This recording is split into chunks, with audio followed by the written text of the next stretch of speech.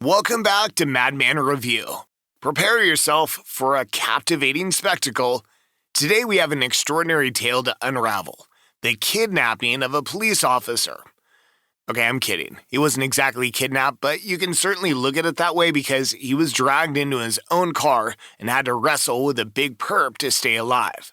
Fairfax County, Virginia, May 11th at around 4:06 p.m., there was this brave officer who was diligently patrolling the streets when all of a sudden his trusty license plate reader set off a symphony of alerts on his computer.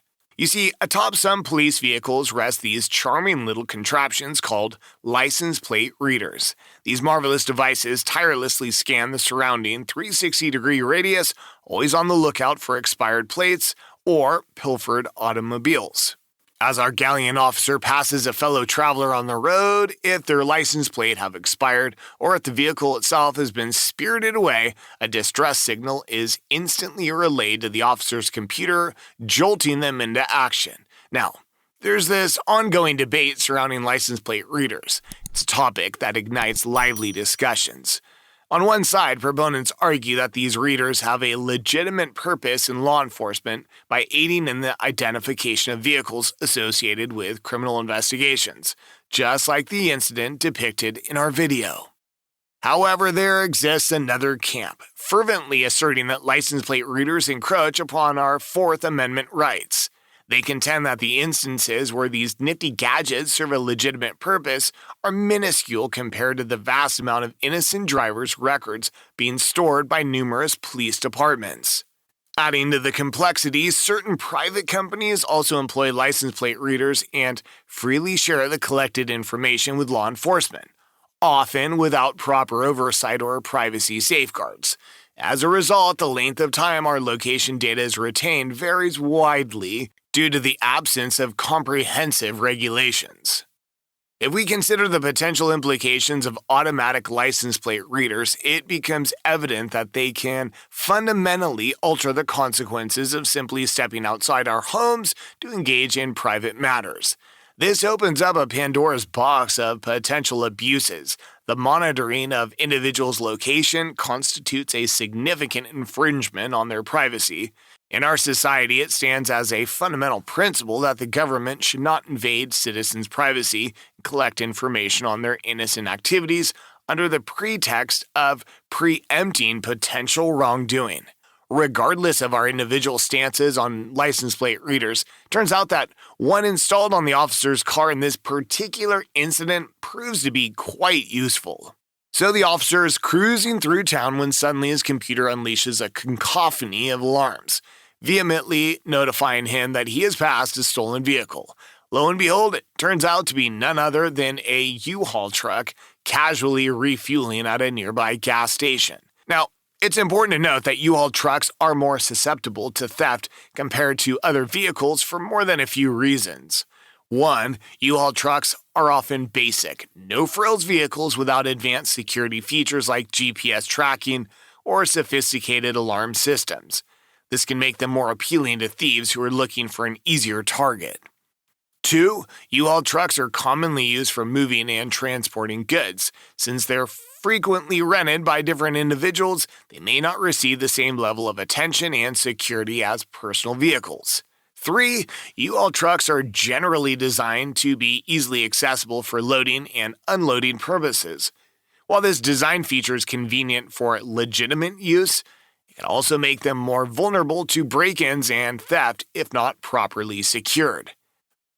And fourth, while some U-Haul locations may have GPS tracking systems installed on their trucks, many independent U-Haul businesses may not have such advanced tracking mechanisms in place.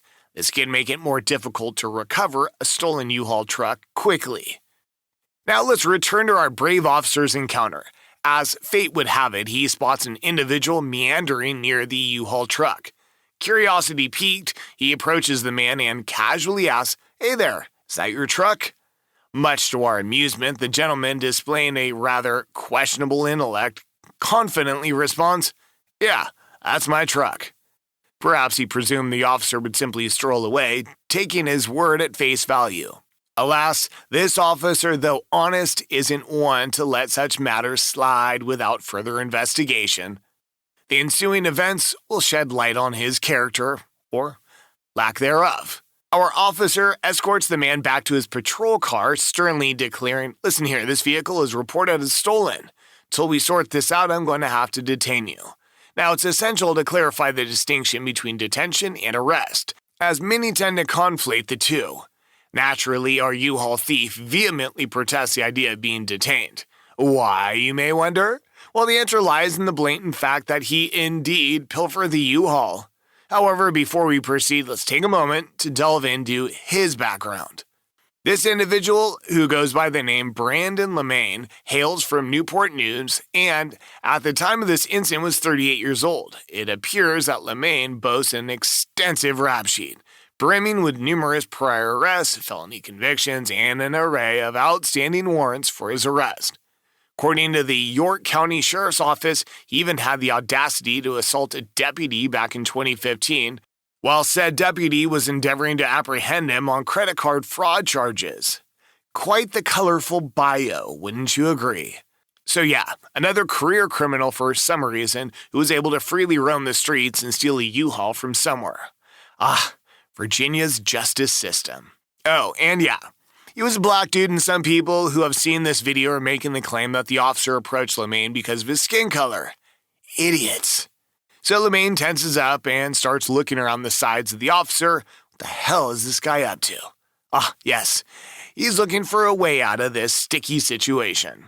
221 Bravo, hold the channel, send me a unit to Sicko up here by North Walmart. What the Sir, you're good. Get off my gun. Signal one, signal one, signal one, go to my gun!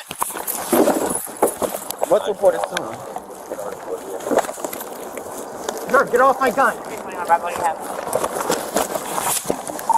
Signal one! Signal one, just throw it off! Signal one!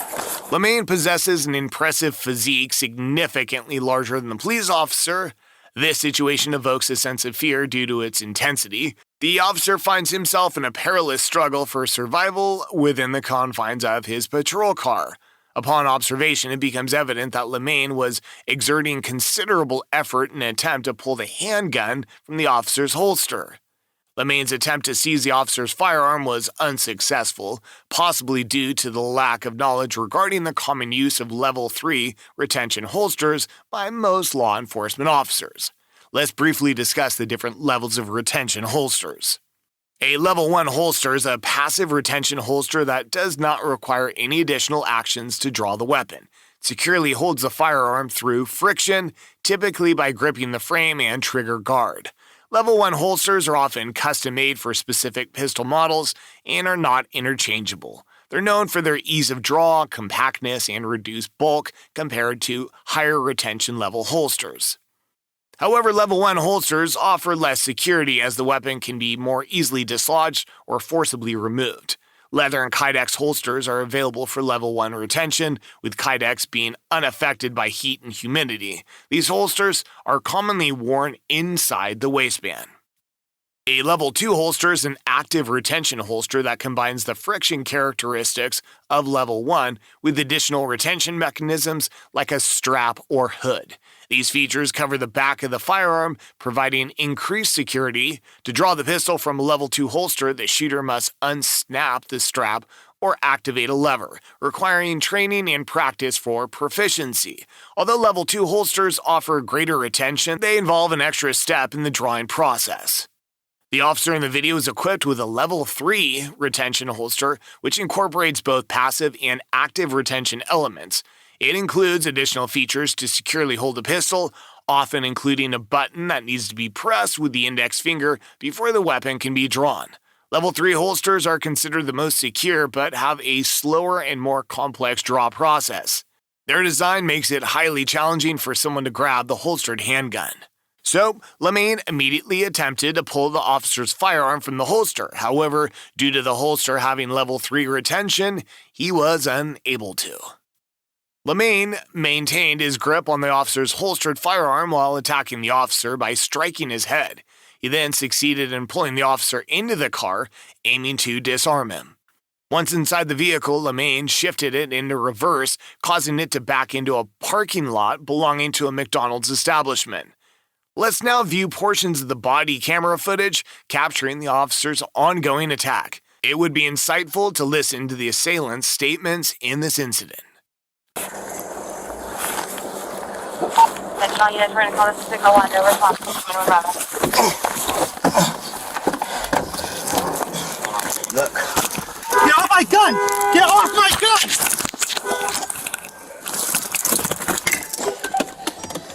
He's going for my gun! He's going for my gun! Please just get back. Ugh, this guy. He has the audacity to tell the cop to get back as he tries to pull his handgun from its holster, all while pushing him into his own patrol car? What a nut job. Now, let's transition to the body camera footage of second officer who arrived at the scene to assist his colleague. Where is it?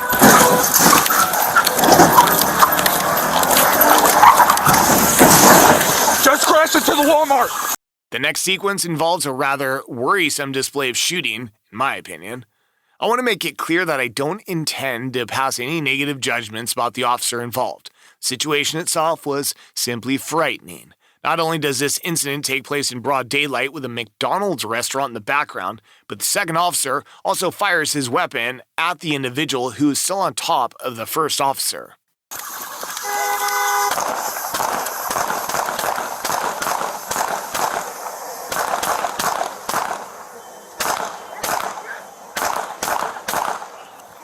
When I initially saw that, I couldn't believe that he didn't shoot the other police officer at least once. Oh, and one thing about the second officer, his brain is on overload. Despite witnessing the car entering McDonald's, he mistakenly verbalized Walmart due to hearing it mentioned earlier. Crashed into the Walmart. Let's proceed further and review the body camera footage of the third officer who arrived at the scene to assist the first officer trapped in the car. In the car. In the car. What car? The SUV. In the SUV. Get down on the ground. Get down on the fucking ground. He's on top of me. Watch crossfire. Watch crossfire. That officer removes Lemaine from on top of the police officer, possibly because the person is still moving or there's concern that he may still be armed. Immediately after, the officer fires 3 shots at close range. In the following scene, even the police officers themselves suspect that they must have hit their fellow officer. Where you shot?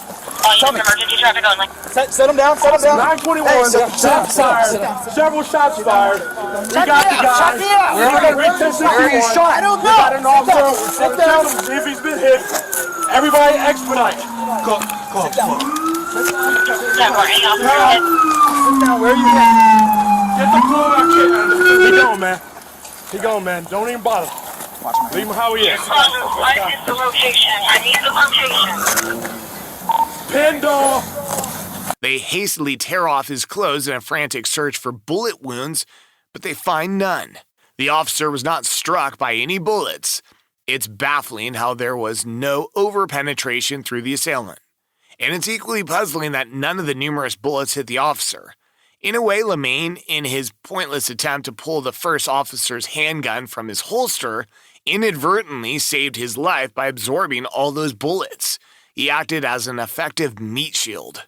It would have been helpful to have more information about the contents of the U-Haul, as it's uncertain what might have been inside. Regardless, considering Lemaine's outstanding warrants, it's likely that he was trying to evade returning to jail. And as usual, woke news outlets had a field day over this incident. In an interview, the sister of the assailant, Nichelle Lemaine, said, quote, "In the press conference, he was deemed as a hero. Is that what we're calling people now? I'm baffled. Y'all are the police. You're supposed to fight criminals, not kill criminals. My brother was definitely murdered."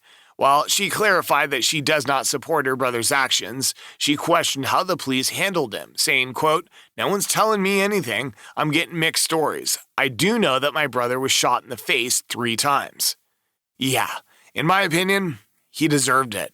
Fairfax County Commonwealth's attorney Steve Descano said he's reviewing the body cam footage and his team is undertaking an independent and thorough review. But there are no updates as of the making of this video. I'd personally commend the first officer for his bravery. He was smaller than the perp, but he did his best to stay alive, and he succeeded. I'd also tell the second officer to undergo more shooting drills. But that's all I have for you in this video. What do you think about the way Fairfax County police officers handled this situation? Is there anything they could improve on? Comment down below, please like, share, subscribe, and click on that little bell so you don't miss out on any further future videos. Thanks for watching, and you have a good one.